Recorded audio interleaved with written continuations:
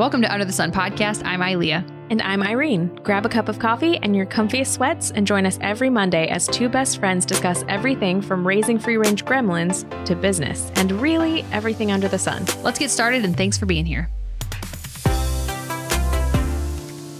I'm not usually on your podcast. They're going to roast me. Oh, it's going to be great. It's going to be so great.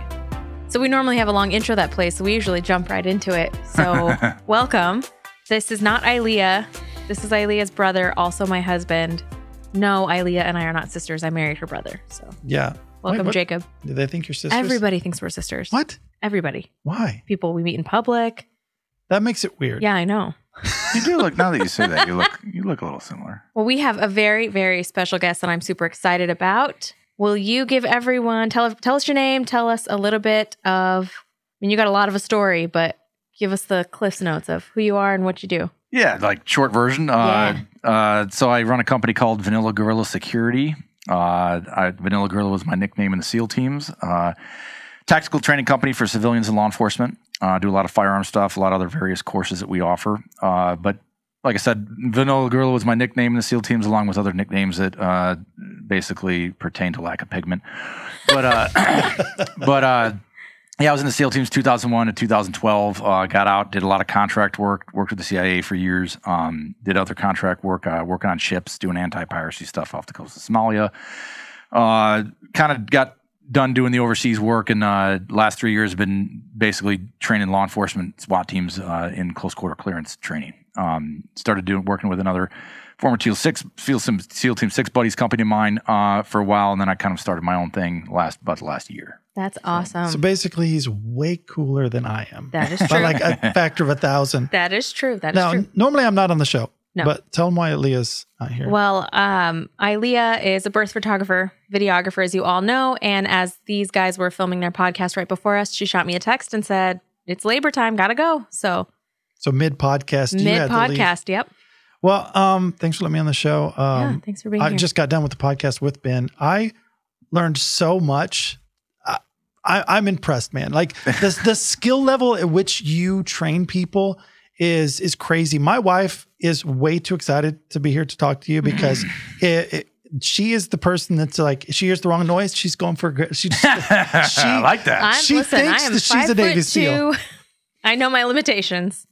I think today, you've obviously got some questions. I do at one point in time want to talk today about, like, you girls got a lot of backlash about talking about that one video where, which one? Well, where the mother was like, yeah, I'm that's not on my certain list. if I.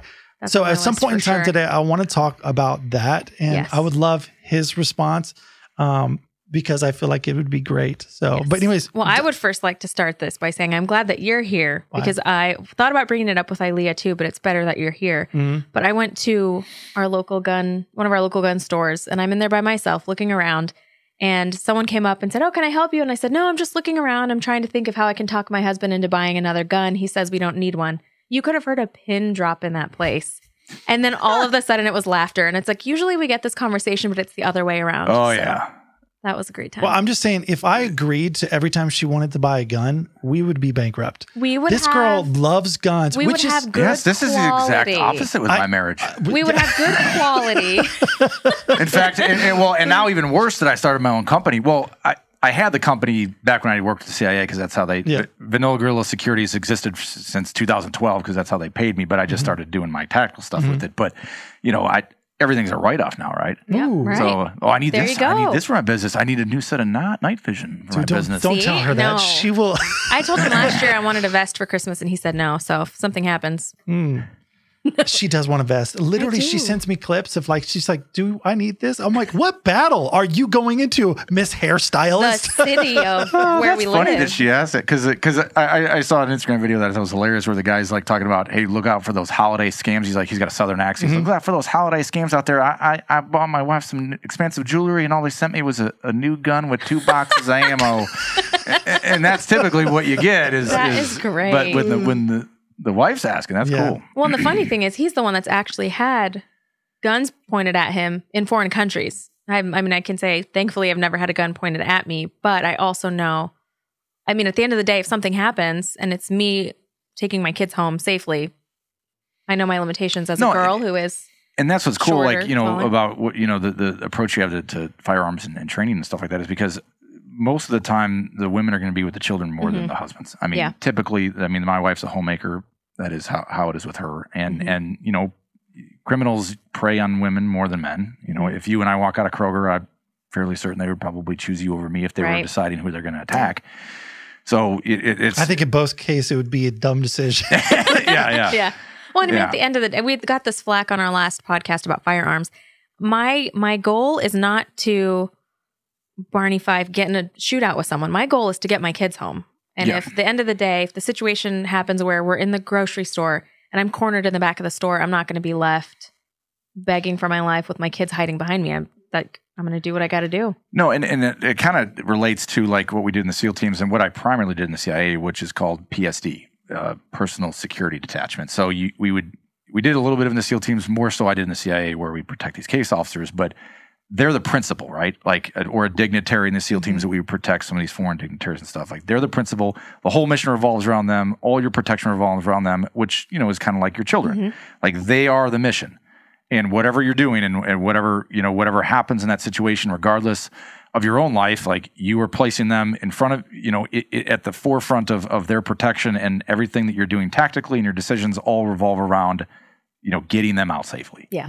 So, you know, that's kind of like, you know, how, you know, the principle of self-defense, especially, you know, with my company, we focus on family, you know, families protecting their own, you know, protecting their own and self-defense. Cause, you know, ultimately, you know, where does self-defense even come from, right? So the idea of self-defense, because really, like all governmental organizations and systems of justice all stem from the individual's, you know, inherent right to self-defense to protect themselves, their family, their property, and then every other, you know, larger system is just a stem off of that.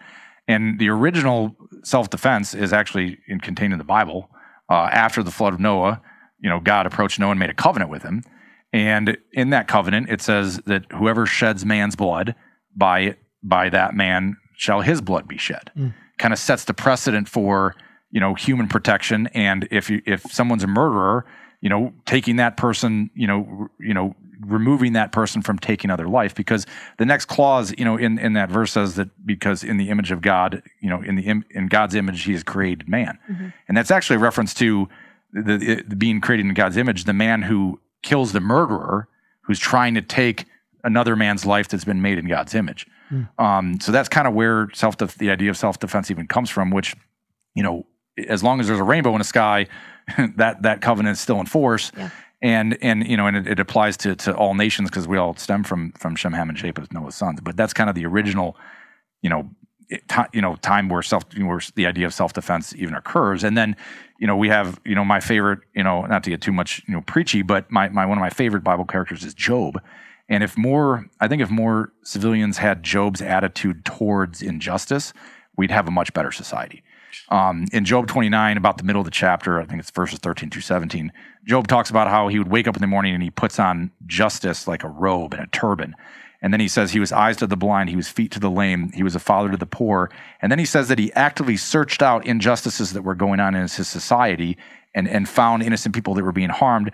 And then he says if he found that in a wicked person harming someone that was innocent, he says, I broke the fangs of the wicked and plucked the victim from his teeth. Wow. Like he was actively, you know, pursuing justice. Yeah. And unfortunately, in this country, justice is something that we're losing in our justice system. And, you know, law enforcement, you know, on our website, we promote the concept of like, yes, law enforcement is there to protect you, but you cannot rely on them to protect you at the end of the day when they're persecuting our law enforcement for trying to do proper policing. And it is upon every single individual, if they want to protect themselves and their family, to learn firearms, because the only thing that these criminals understand is someone that's more violent than them. All right. Like they only respond. A lot of people don't understand that. Yeah. These maniacs only respond to that type of behavior. It's kind of like these Taliban and Al-Qaeda dudes overseas. Like they're maniacs, but like when we hit their targets, they responded because it was now someone just showed up that was, you know, the alphas, you know, and they were more violent. Yeah. And that's the only thing they responded to. And so that's why, we promote that idea to train your families and yourselves to, be able to respond accordingly, because that's the only thing that they're going to respond to. Well, the response time for a cop, how long is that? Yeah, I mean, say he's out of town. I'm at home with the kids. It's the middle of the night. I can call the police, but realistically, we're in a small condo. By the time someone makes it upstairs, the police aren't going to get there. I'm barely going to have time to call 911 before someone's at the top of my staircase. No. Pop. Yeah, you're not. They're going to, Yeah. You know what I have to say? Idea, I get home late from like a shoot, like a video shoot. Yeah. Excuse me, not a shoot. But I'll have to knock on the door and be like, "Baby, don't shoot. It's me." She's like, "Okay." I mean, yeah, you got to. Well, and that's why we in my home defense CQC courses, my civilian ones and law enforcement, but I teach that I have targets that are shoot targets, like they're armed, they're paper targets, and some that I'll put like real quick between like their repetitions of training, I'll throw a beer can over it or a cell phone, and they have to look at the hands. They have to identify that target before they just start shooting it. Yeah. And because what if you have like some, I don't know, junior high school kid, and he sneaks out or sneaks in and he's in the fridge at like 2 a.m. or something, and you think somebody broke in your house. You can't just like go bust in your kitchen slinging lead. You have to identify what it is you're shooting at, especially for the aftermath of what's going to take place. If you do shoot a person, there's going to be a lot of, especially if ring cameras or, whatever, there's going to be scrutinized to a T, and you better make sure it was a justified shooting. You hear that? Don't shoot me when I come home early. My problem is my wife would just shoot me and then get rid of the body and not even, like, not even report it. So right. Don't give her ideas, bro. Well, that reminds me, we had a question. We kind of go all over in this podcast. Yeah. ADD brains. Yeah. But someone had asked on Instagram, which I thought, I'm going to piggyback off of her question. Let me find it. Yeah. She said, when should you turn your flashlight on if you hear activity in your house? And I would add to that, should you even turn it on?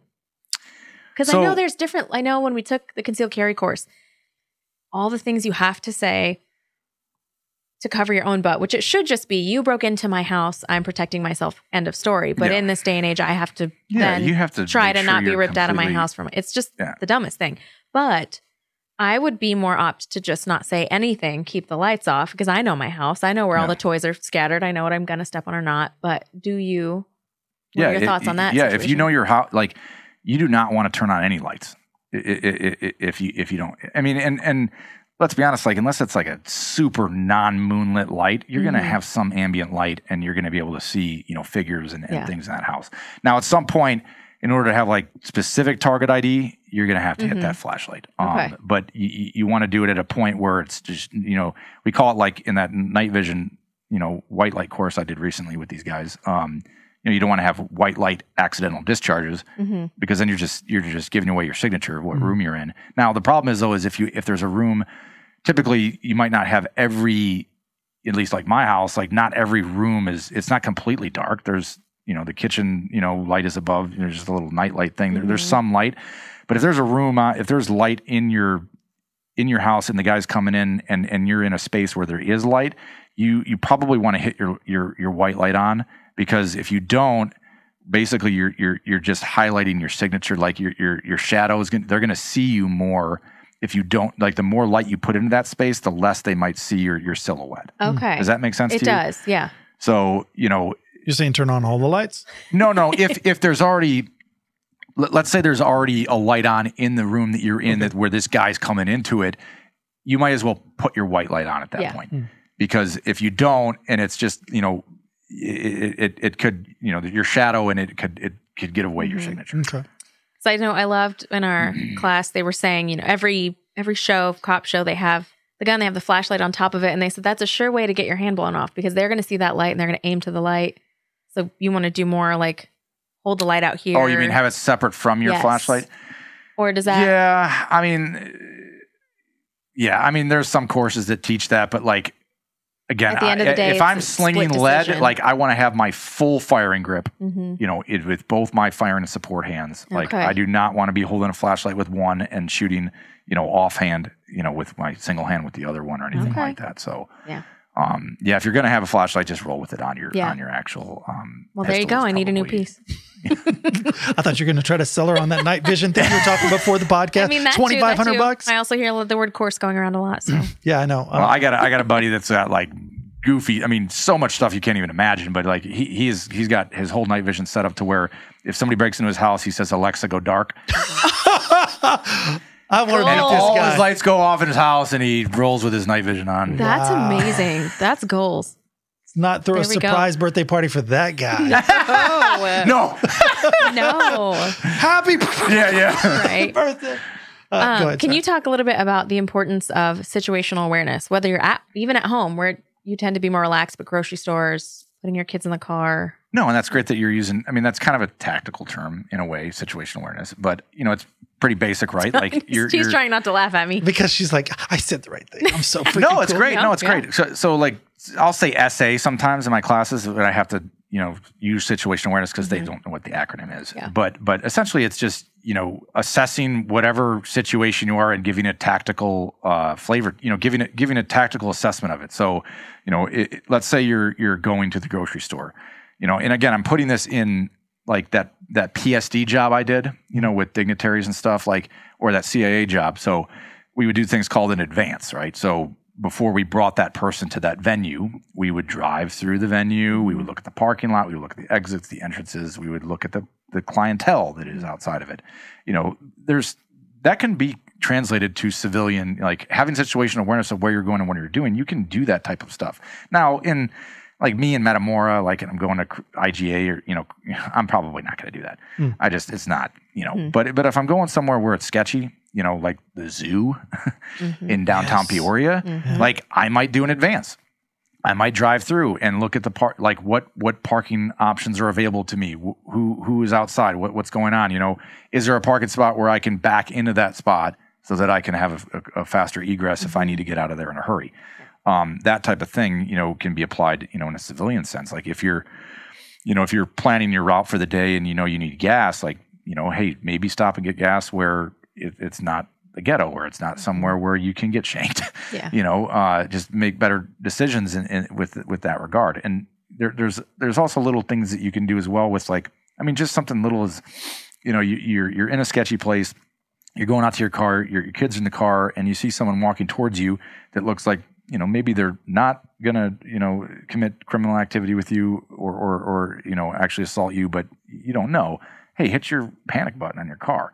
Make noise, and many people hit that by accident anyways. It's not going to look odd, and something that small might deter him from, because he might have other options, or he might not be that motivated to get you, right? And he might choose someone else. So I had 5 sisters, and I always used to tell them not to be worried about offending somebody. I was like, if you're getting a weird vibe about someone and they're getting too close, don't worry about it. Be like, back off. Like, because I feel like a lot of people are so afraid of offending someone if they're like, what? I'm walking close to you.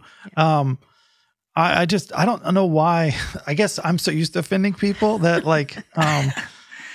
it's just, but like sometimes I think throwing a panic alarm is a brilliant idea because you don't have to confront them. It's just, everybody's and looking. I'm never going to allow, in the movies where I hate this, where they're this close to us and then the guy disarms them, or grabs the gun. If I'm ever holding my gun on somebody, I'm never going to be within arm's reach of them. Never at any point. Unless they don't have a firearm and I'm just using my weapon to strike them, that's the only time where I'm going to close the distance. I'm going to maintain, same thing if I'm walking by a guy that looks sketchy at Kroger, I'm never going to walk by him within arm's distance where he can get a hand on me or anything like that.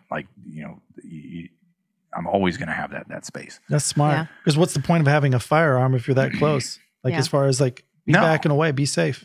No, I mean, the whole thing in the movies where they're holding guns to heads, it's the silliest thing. I'm telling you, just as a camera guy it's the camera guy saying, get closer. Please just get closer. It looks, I can't fit you in the looks shot. cool, but I'm never going to hold on any of those non-combatants that I was holding on overseas. I was never within arm's reach for them to grab it. Yeah.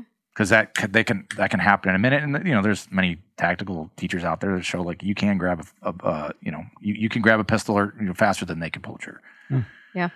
Well, and a good man's not gonna, like you've said it before, a good man's not going to be offended if they realize you're afraid. Because right after we had our son, we were in like new parent mode. So he saw a kid in public, a lady, and he goes, "Oh, cute kid," and he noticed she kind of pulled her close, and then he like purposefully tried to make himself small and scoot away because he was aware that like he was doing it as a new parent. She doesn't know who he is. No, yeah. And he I was just so excited to be a dad and like, there's so many kids. They're so cute. Yeah. So a good man's not going to care if you offend him anyways. And if they get that. When I had 5 sisters, and whenever I was like walking, I know behind a girl, I knew she would be like, she clearly looked scared. I would get on the phone and be like, "Hi, Mom, how you doing? What's going on? Blah, blah, blah." Or go to the other side of the road on purpose just to not make them scared. You know?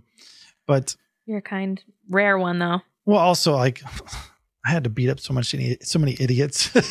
Well, the other thing too is like, you know, females are targeted more, but like, you know, maybe don't dress provocatively, you know, maybe don't look like a target. Like don't dress, you know, again, this is all situationally dependent on like where you're going and the venue or the location you're going to, you know, there's just, you know, be tactful about, you know, what you do. Right. Yeah. Well, I mean, for goodness sakes, places we went, they told me, dress like you have absolutely no money. Yeah. And I was like, really? They're like, "We're going this place. Just look broke. Yeah. Don't brush your hair. Just look." And I was like, really? And then sure enough, they picked on the guy who looked like he had the most money. They distracted him and swiped his wallet. And, you know, crazy. They're target of opportunities. They're good at it. People are good. They profile too. You know, they don't, unless they're on drugs and they're just, you know, it's just a heat of the moment thing. Like they're targeting. Yeah. That's sad though, man. Targeting the weak. Yeah. I mean, that's what they do. Yeah. That is what they do. Back on the firearm train, what do you tell the women that take the class or are asking you what firearm? So, how do you choose? So I've done a few women's courses. I'm going to be doing more in the spring. I do most of my live fire stuff at the Aurora Sportsman's Club up there. Okay. But I'm going to do more just all female, you know, pistol type courses, which honestly I like doing better than some of the male courses because they listen for one.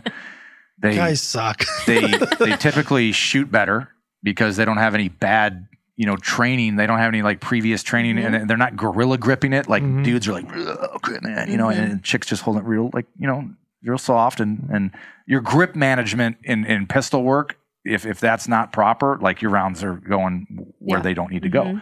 So I've actually, you know, really enjoyed some of the female pistol classes I do. You know, you carry that 43. I like the 43X. The 48 or Glock are good. You know, good firearms. You know, concealed, a little smaller to carry. What I try to steer women away from is just, you know, listening to what their husbands tell them to get. Yeah. You know, if their husband's just like, "You need to get this," like, you know, go to an indoor range and handle some of the different firearms and shoot them and see what you like. Because ultimately, at the end of the day, you need to feel comfortable with that weapon to where that comfort and that is going to make you more bold and aggressive to use it. Because that's the biggest problem I see with females is they're just not confident enough in their skills to use that firearm. Yeah. So whatever weapon you choose, just, you know, get on the range and make sure it's and you don't need to choose like a 380 or a 22 like a less powerful caliber. Because I'm a female, I need, you know, 9mm is totally fine. Like you can manage the recoil management with 9mm. It's totally fine. You don't need to go to smaller options. Yeah. You know, I kind of advocate against any type of pistol that has a safety. That's across the board, not just not for females. Because if you don't use that safety enough with muscle memory on the range, like when I'm in the shoot house, you know, I'm doing CQC, my safety's going on and off, and I'm not even, because of experience, like my brain's just doing it naturally. If I have a threat or if I have a space, it's just going on fire and then it's going off if I'm moving around in a support position, like it's just doing that naturally. Yeah. But if you don't work like if you don't get on that range and work that safety repetitively, you are going to pull that firearm out in your fight or flight system when it's being pegged in that violent encounter where you're having auditory exclusion, tunnel vision, your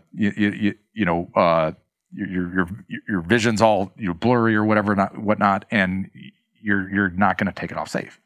You're just and then you're gonna freak out even more. Yeah, you know, so because it's all firearm stuff is all muscle memory. It's all repetition, doing it over and over and over again, which is why some of those laser type systems are beneficial for civilians to do that at home. Yeah, because you're still using. Also in my Amazon cart. Is that one of those things Yeah. where it's like a bullet that you put inside and it's got a laser that shows Yeah, up? and there's all different companies out there that do it, and you can see, apps where you can see where you hit and all that kind of stuff. okay. Like they made us in SEAL training, and when we went through our firearms portion, like we had to dry fire for like an hour every night, which is just you're just dry firing your weapon. I mean, we put like a quarter on the end of the barrel and dry fire it, like dry firing over and over and over again, or even I tell students in concealed carry class, like you can stand and draw from your holster over and over and over again, because again, when the violent encounter happens and your fight or flight system is going through the roof, like you're just going to go to that whatever muscle memory that you've ingrained for your training is what you're going to go to. Yeah. And, which is why I was telling you guys on your podcast, don't ever do anything in training that you wouldn't do in real life, because it's going to it'll translate to reality.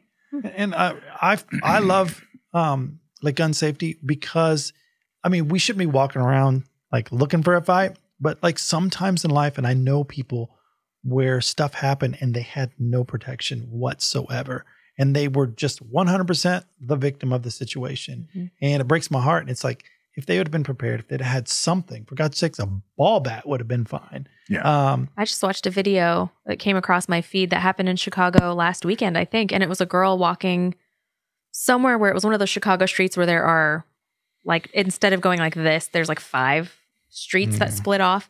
And this girl got to the middle median. An SUV rolls around this way. 4 or 5 guys, I think, get out and surround her. They have a gun to her head.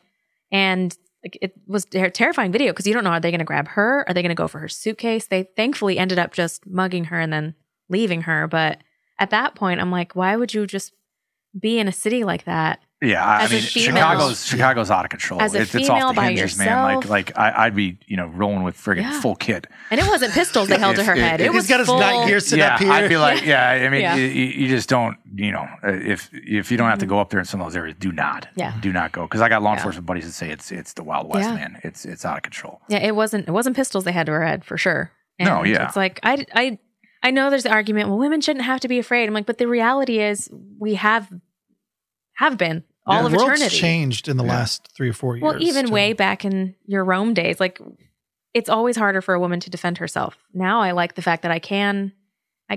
Never in history did I have as much, I feel like, power as I do now to protect myself. I got your back too. Yes. Let me see. I had some more questions.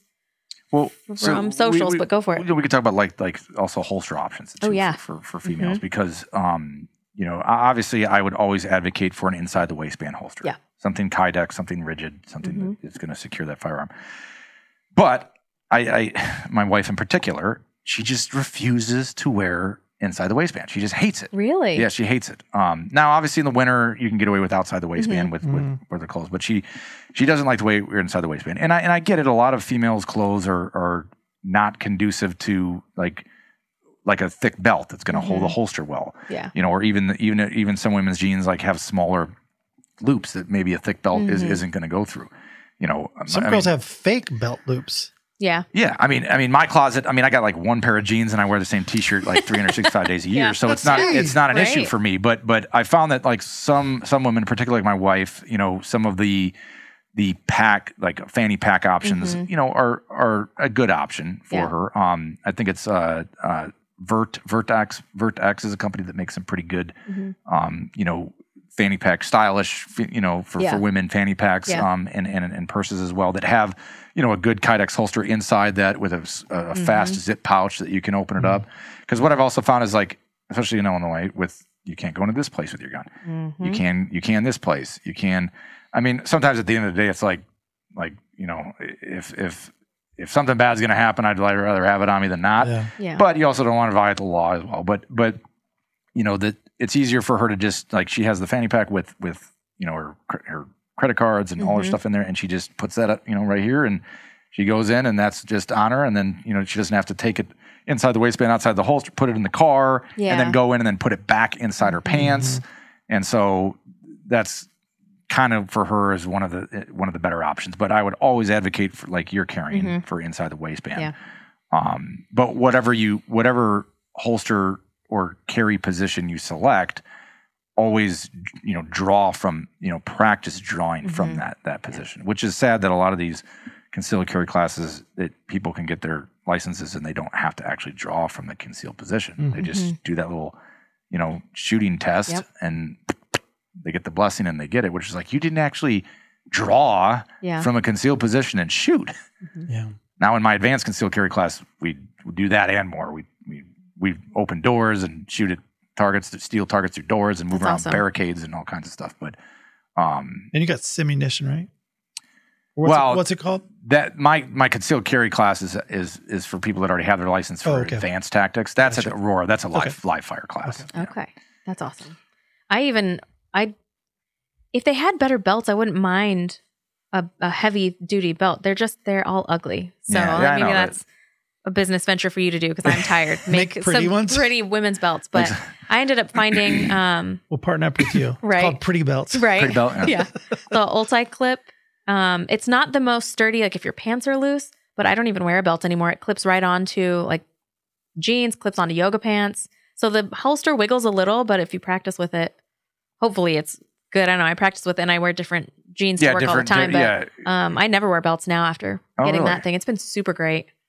Yeah, because that's the biggest concern is if you go for your draw stroke and you friggin' pull the holster off with the gun, which is why you always want a good, like whatever holster you're rolling with, like you want a, like when your index and your thumb come down, the webbing of your there's a thing called a duck bill on a firearm. It's like that, the top part of the lower part of the pistol. You want that full webbing to pound into that grip when you bring it out, so that you have a full grip hand. And a holster that doesn't allow you to do that, correctly is you're not going to have, because that when you go to draw that first grip that you start to establish on that firearm as you get that grip, it sets the stage for your entire draw stroke as you come out and marry up with your support hand to then come out to full presentation. Like that sets the stage, So if you get a bad initial grip, it's going to cause your entire draw stroke to go south. Okay.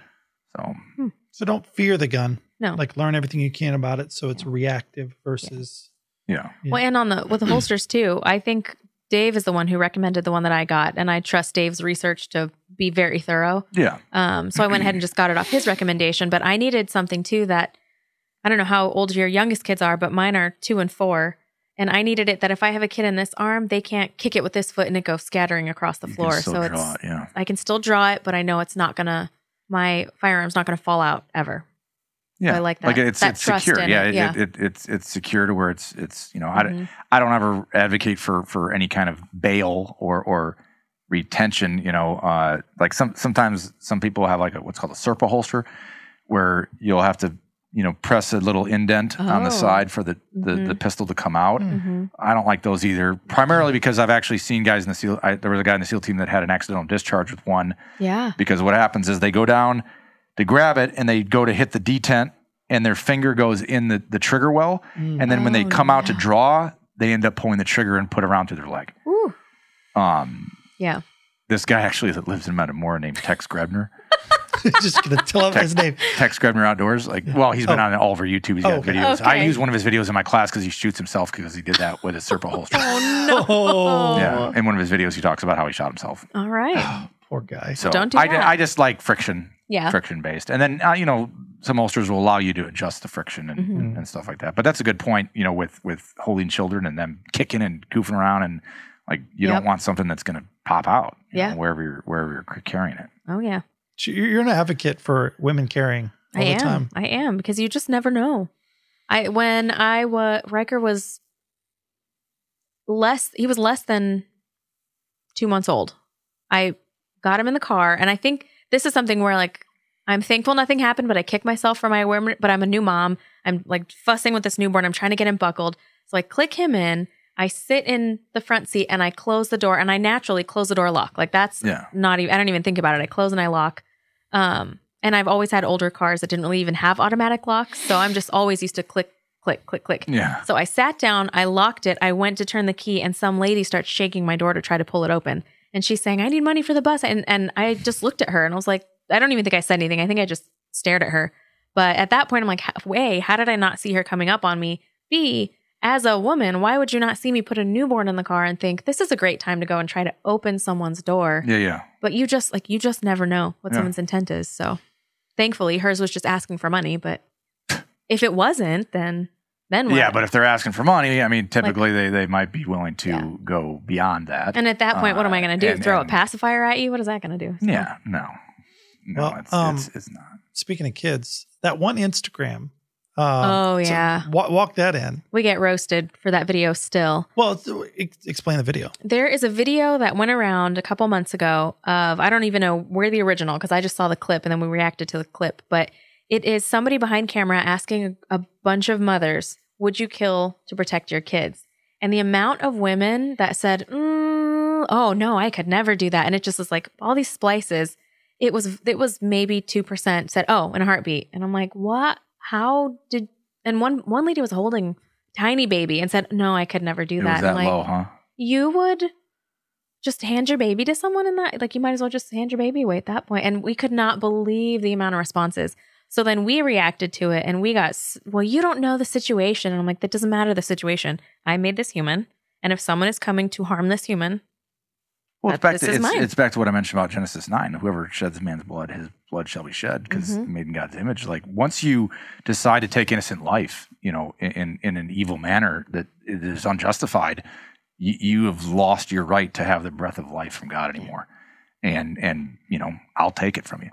And women should be able to have that same attitude as well. Like, because they'll say that in that situation, but when they're forced, it's like those kids we talked about, like the snowflake kids. Like, until they see it, and they experience it, they'll change their tune. Yeah, we were talking about other countries, like they complain about America being so bad until they see other countries, and they're like, the worst it's ever been. I know. So it's like, until they, once they see some wicked animal, criminal taking their child to harm it, they'll change their tune real quick. And then they'll realize they wish they would have been harmed, and they wish they then you have the argument of the women that are like, well, that person is somebody's son. And I'm like, great, but he's not my son. And if he's coming again. So, no, but again, he just forfeited right. his right to live by putting himself in that camp. Yeah. I just couldn't believe the responses we got. The question is, what would you do if somebody tried to hurt your child? I probably, so one of my favorite scenes is from movie Commando. Oh, the saw blade? Well, with Matrix, with John, with Schwarzenegger, and Bennett, who's the villain. Mm-hmm. But there's this scene towards the end where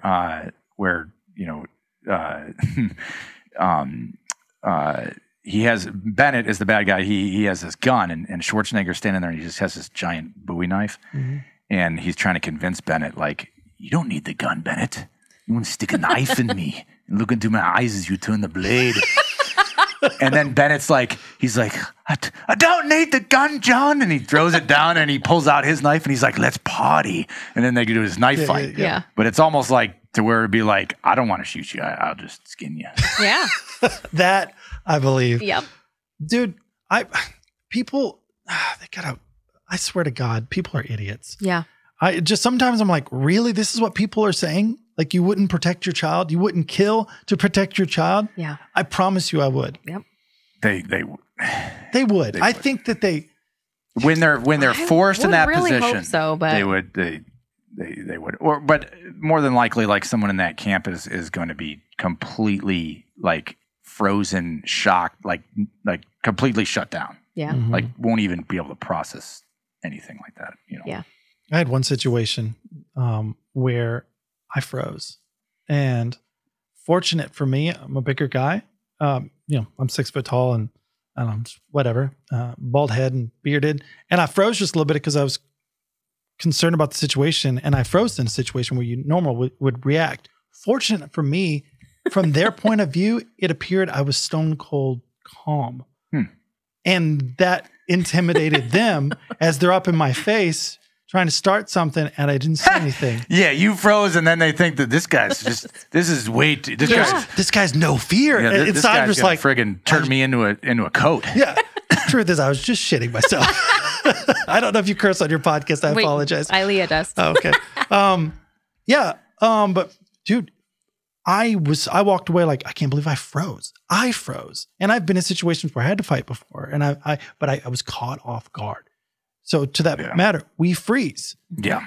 Yeah, but there's like one of my slides in my classes, I go through there's like 10 things that happen to your body in a violent encounter. And when it's all at one time, it can be very overwhelming for the system to be able to process what's actually happening, let alone actually make tactical decisions on what to do at that moment. Yeah. Mm-hmm.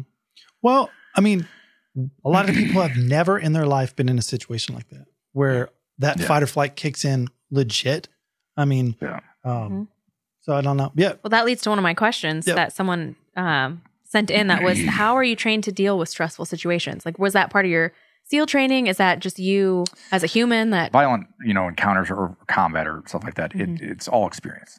So it's the more you're exposed to it, and then being able to react accordingly to where your muscle memory is created for those types of things, to where you get exposed to it enough to where you just start be able to function, normally during that situation, to where it's just, a normal thing. You like these, guys in World War II and stuff, like, halfway into the, invasion, like, they could probably be getting shot at right here and be like, yeah, like drinking coffee still, and hanging out because they're just so used to it. And but that exposure and that used to it allows you to free up your mind to make, the proper decisions, at that moment, because your flight or flight is completely more managed, at a basic level. And in your courses, you teach that kind of stuff, and teach, just what do you do in your courses for, like, if my wife was wanting to go to your course. Yeah. Like, so like, for instance, my home defense CQC course, like we start out with very basic movements, and it seems very repetitive and it's over and over again, but it's to create that muscle memory in order to like get the basics down so that it can free up your mind to make, harder decisions if you have something else going on in that room or that space that requires a lot more tactical, decision making. Okay. So you have to get the basics down. Like, we always start with basics and then progressively build up. And I kind of have to figure out, like, from, the first hour or so with the students, like, where I can start as my litmus for that basic line. Cause it might be different with, cause I have to go from the lowest common denominator and build up. But my classes are very progressive, to where, like, my rifle pistol class that we did, in October, very progressive, to where we're dry firing, on the range. And then to start with, at the end of the day, we're running around barricades, moving through doors, shooting at steel, and doing magazine changes. So it's my approach to everything tactical is very progressive to, to build foundational things and then, move up from there. Yeah. That's cool, man. I know we're probably both going to take your course at some point in time. They don't know this on your podcast, but we filmed a promotional video with him that's going to be coming out shortly. I was so impressed. Like, you see it on TV. It's not like on TV. As you're filming, and at least in my case, I see them working. Obviously, I'm trying to do my job. I'm trying to get the shot. Yeah. But I'm like, oh, this makes sense. Yeah. It's maybe not common sense, but it's just like, oh, I see how they're doing it. I see how they're communicating. And then he describes the situations you would be in, especially in war. Yeah. And it's just like, this makes way more sense than movies. Yeah. Which they go into a lot of detail on their podcast, which I shouldn't promote because we're in a contest, but it's Chasing Mountains podcast. You can go watch it there, I guess. Yep. But it's actually a really good conversation. You're in a contest.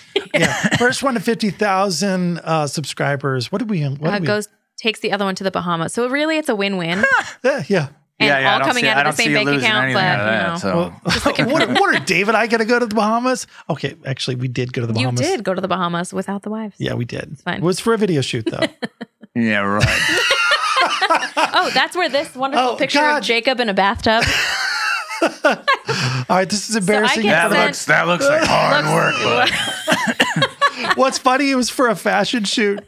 It was. Yeah, it was. Really? Yes. I was like, well, here. I was begging my wife to go with me to the Bahamas to get put up in a $700 a night room. I just had a baby. On a resort. She had just had a baby. And had a 2-year-old. I was begging. It was how many months after? 3 or 4? So that was an even better time for you to punch out and go away. I felt terrible. Because I was like, when my wife had I got 4 kids. Yeah. When my wife had newborns, like when I was in the teams, I was like, we're going on a trip. I gotta get out of here. Yeah. I think she turned 2 months while you were gone. Yeah. She was fresh. Well, so my wife usually does hair and makeup for me. She's a stylist. So she does that for me. So Dave ends up going. For Jacob, not for the models. Not for, my hair. Yeah. I like how. Put some beard oil in. Yeah, exactly. But anyways, I know he's strapped on time. Yes, So okay. what other questions? What's the most mentally and physically challenging thing or things you've done, and what was harder, the mental or the physical? So we kind of talked about this a little bit on our show, but I basically talked about how SEAL training is hard, and there's some things that are very hard about it. But some of the worst, most uncomfortable situations that I've been in was actually not in SEAL training itself, but at the team, either in training at the team or when training goes really bad. In some situations, I gave that cold weather Pikes Peak trip as an example, or overseas in combat and things go south to where because I remember I told these guys that there was this BUDS instructor in SEAL training that said, like, I know you guys think this sucks, but I'll tell you what, I've had things suck even worse in the platoon. And as a student in SEAL training, you're like, no way.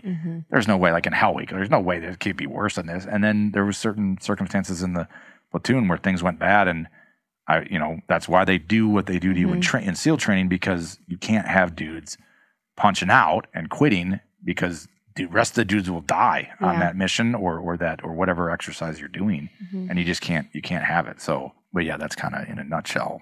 So is it more physical or mental? You think? Yeah. It's more mental. I mean, at the end of the day, every SEAL is going to be somewhat on the same caliber as far as their physical ability. I mean, you got some real studs, and then some dudes that are a little more mediocre. But the mental part of it, at the end of the day, it's not going to be so physically, it might be physically demanding, but if you don't bring that mental side into the equation, you're not lasting at all. So, All right. Well, then I think I just have one more question. Sure. Did you eat your veggies growing up? I don't know. I mean, not really. I mean, That was Antonio asking. Did he really? my mom, she was a lot of those meat and potatoes, like type meals. Well, there we go. Riker's gonna be fine. Well, people are always like, eat your vegetables. It'll make you nice and strong. Here's a steak. Here's a strong stud of a man, and he didn't have his vegetables, Mom. I ate the crap out of vegetables in SEAL training though, because it's got a lot of carbs. Yeah. And that's what I want. Yeah. That's awesome. Well, thank you for taking the time to talk with us and the fellas. And like I said this on our podcast, but I'm going to say it again here. First off, I'm a bad replacement for Aileeah. She's way prettier than I am, and she's got way more hair. But way more hair. Man, we are so thankful for guys like you. Yeah. We can't live in a country as free as we have it. We have the freedom to be absolute idiots and completely disagree with other people, and we're free to protest dumb things, whatever. Yeah. We have that freedom because of a lot of guys like you that go out and put your own body in harm's way so that a chunky Midwestern like myself can feel safe, going around. And I appreciate, appreciate that. And in Veterans Day, you get guys, saying all that kind of stuff. And sometimes I feel guilty because I just had a lot of fun in the teams. Sure. That's awesome. Though. I bet that's probably part of the mental aspect that kept you going. You weren't just dreading it, waiting to go home. You're like, okay, this is a situation where you can't go anywhere else. Might as well have fun. Yeah. I mean, but it's like, there was an element when in high school that, to serve my country, but that wasn't like the priority. Sure. Like the priority was like being a cool Navy SEAL. Yeah. Like, I get that, but the outcome was you were out there doing stuff that I'm not necessarily wanting to go do. Oh yeah, I totally get that. Because unfortunately, if you're not out there doing that, it's going to be chaos here. Yeah. It's you ever heard of honor flight? Yes, I have. Okay, so I've gone on honor flight before with some of the guys and just heard some of the stories, and I'm just like, oh my gosh, I can't believe I complain about anything. Yeah. And those dudes, like most of those dudes in World War II dudes, like those are the dudes you really should be thanking because, we'd be speaking German right now if it wasn't for that. Yeah. Yeah. But man, Awesome. thanks for coming on both of our podcasts. And our podcast is way better, so go watch it. The Chasing Mountains podcast. You already gave your Instagram handles and stuff, but where can everybody find you if they want to take a course? So And my we'll put all website, the links in the description. vanillagorrillasecurity.com. There's a register for courses section. You'll put in your name and which course and date, and then it'll send me an email, and then I'll reach out to you to get the other details worked out and Awesome. in order to complete registration. And then we have a YouTube and then Facebook and Instagram. My Facebook's just Ben Wallick, and then my Instagram is Vanilla Gorilla Security. Cool. Awesome. Cool. Well, thank you very much again. And we will see you guys next time with Aileeah, not Jacob. Sorry. Thanks, bud. Appreciate you. You're good at this. You should start your own podcast. Thanks for being with us today. Follow us on Instagram at @underthesun_podcast. We'd love to meet you. Please help us out by subscribing on YouTube and leaving a review on Spotify or Apple Podcasts. We'll see you next time. Please remember this information is made available to you for informational and educational purposes only. It is in no way a substitute for medical advice.